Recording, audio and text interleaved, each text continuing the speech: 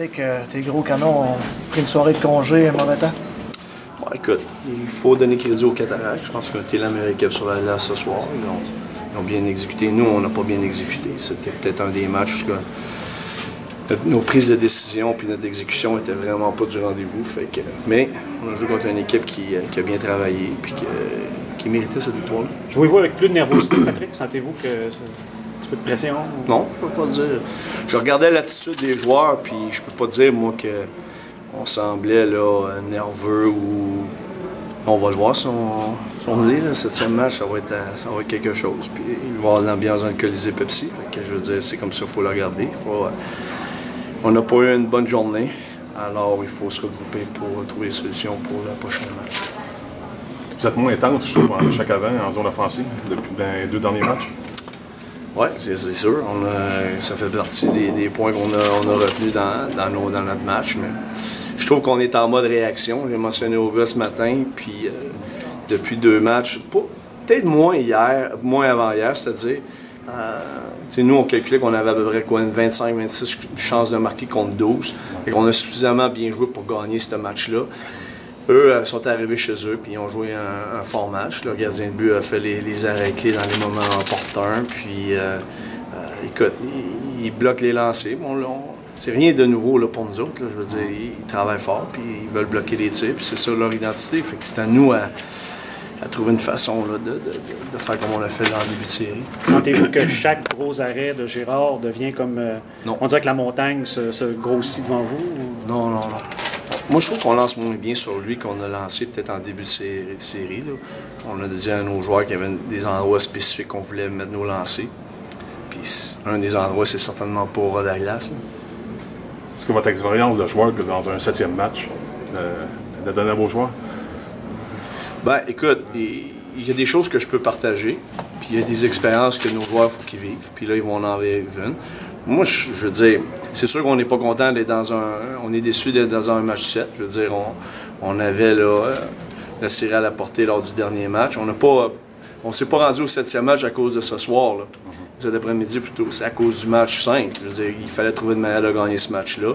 C'est sûr qu'eux ont le momentum, leurs partisans. Alors, c'est sûr qu'on s'attendait à un match difficile, mais il en demeure pas moins, je veux dire, qu'il faut se regrouper puis qu'il faut trouver une façon, justement, là, de bien se préparer pour le 7e match. Hier, tu disais, en prévision du 6e match, la pression sur les Cataractes, c'est eux qui peuvent tomber en vacances. Répondu, ouais. Est-ce que maintenant, 7e match, la pression sur vous autres?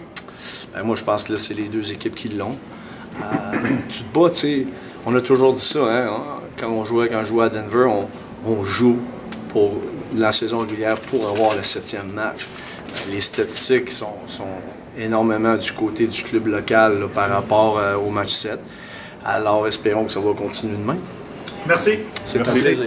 Ouais, écoute, je pense qu'on a bien beau analyser, les games, les 6 games qu'on vient de jouer. Là. Regarde, je pense que l'important, c'est ça ma game 7 qui va jouer mardi. Tout ce qui est, je pense que tous les paramètres qu'ils ont fait, qu'on les rendu à 3-3, je pense que il faut les mettre de côté, puis il faut bâtir sur ce que positif, puis se présenter, avoir une grosse game 7 mardi au Colisée, puis ça va être ça la clé. Là. Il y a quand même qu'on rémunérait tout ça, là, je pense pas que ça donne rien. On sait comment jouer au hockey, on sait c'est quoi être intense, on sait quoi frapper, bloquer des shots, mettre la puck au net. C'est une question, je pense, de prendre une bonne décision en zone offensive. Puis, ça devrait aller de notre bord. Ça donne rien. Ça donne absolument rien de s'apitoyer sur son sort. Rien de capoter. Là. En série, là, c'est ça l'affaire en série, c'est que tu gagnes, tu perds en prolongation, tu perds 9-0 le lendemain. Il faut que tu aies le même état d'esprit, il faut que tu reviennes, il faut que tu joues la game. Je ne veux rien dire de plus qu'on focus sur la game 7 et qu'on fasse le temps possible pour que ça soit tenté. Il faut quand même jouer mieux. Écoute, on a des choses à améliorer, on a tout le temps des choses à améliorer. Il y a n'importe quel jour. Aujourd'hui, je pense qu'on n'a pas pris les bonnes décisions en zone offensive. Il y a des petits détails qu'on doit corriger, on va travailler là-dessus demain. Je dis, on va se présenter pour le game 7. Éric Veilleux, entraîneur-chef des Cataractes. Éric, difficile de demander mieux pour toi de te protéger? On regarde, je pense qu'on a joué un excellent match. Là. On a amélioré les petits points qu'on devait améliorer, là, entre autres en sortie de zone. Je pense que nos alliés ont été meilleurs que le dernier match qu'on a joué à Québec. Et puis ce qui a fait en sorte que notre transition était meilleure aussi. Et puis, on était capable de quand même bien attaquer là, avec la relance. Là, donc, très fier des joueurs. Bel effort défensif. Moins de chances de marquer que lors des matchs précédents pour les Remparts? Ouais, regarde, nos défenseurs aussi ont joué un très bon match. Il y a un nombre énorme de lancers qui ont été bloqués. Je pense que tu vois que les gars jouent du hockey désespéré, sauf du hockey désespéré, intelligent, comme on peut dire, sans paniquer. Et puis, ils sont dédiés à la cause, ils bloquent des lancers, peu importe c'est qui, c'est quand. Et puis, souvent, c'est ce qui te fait remporter les matchs. 7e match à Québec, vous l'avez vécu en 2009. Par contre, dans une cause perdante, est-ce qu'il y a l'expérience de 2009 que vous pouvez amener sur la table pour mardi? Regarde, ça fait qu'on était dans le trouble, là, ça fait quand même quelques matchs. Là. Ça fait que, on en a parlé, on a fait un petit tour de table, je veux pas. Il y a plusieurs joueurs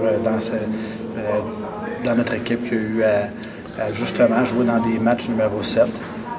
Il y en a qui en ont remporté, il y en a d'autres qui en ont perdu. Sauf que de notre côté, on vous laisse donner une chance justement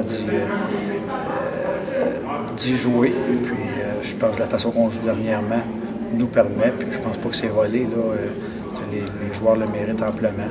Et puis, présentement, regarde, nos chances sont bien meilleures que le Saint-Jean, c'est ce que je peux dire. Peux-tu nous parler du roman de Michael Bournival, choisi première étoile du match ce soir?